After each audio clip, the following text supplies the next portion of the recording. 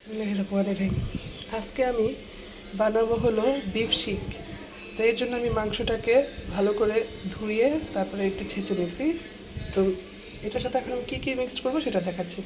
এখানে আছে লেবু, লবণ, তারপরে চিলি ফ্লেক্স, গুঁড়া মরিচ, আদা বাটা, রসুন বাটা, জিরা বাটা, রসুন বাটা। তারপরে এখানে আছে কাঁচামরিচ ব্লান্ড করা, কারণ আমার ছেলে ঝাল খুব পছন্দ করে, তাই ওর জন্য এক্সট্রা নেওয়া। এখানে আছে টমেটো সস, সয়া সস, আর এখানে আছে হলো বারবিকিউ সস, আর এটা হলো টক দই। তো এগুলো দিয়ে এখন আমি এটা ম্যারিনেট করব। তোমার সাথে থাকেন। তো এখানে সব মশলাগুলো ঢেলে নিছি। এখন আমি দিয়ে দেবো সস, তারপর দিয়ে দিতেছি বারবিকিউ সস,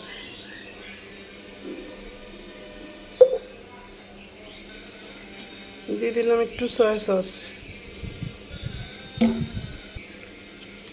তো দিয়ে দিলাম টক দই,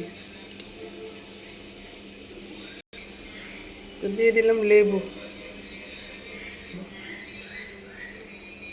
এখন এগুলো আমি ভালো করে মিশিয়ে নিব।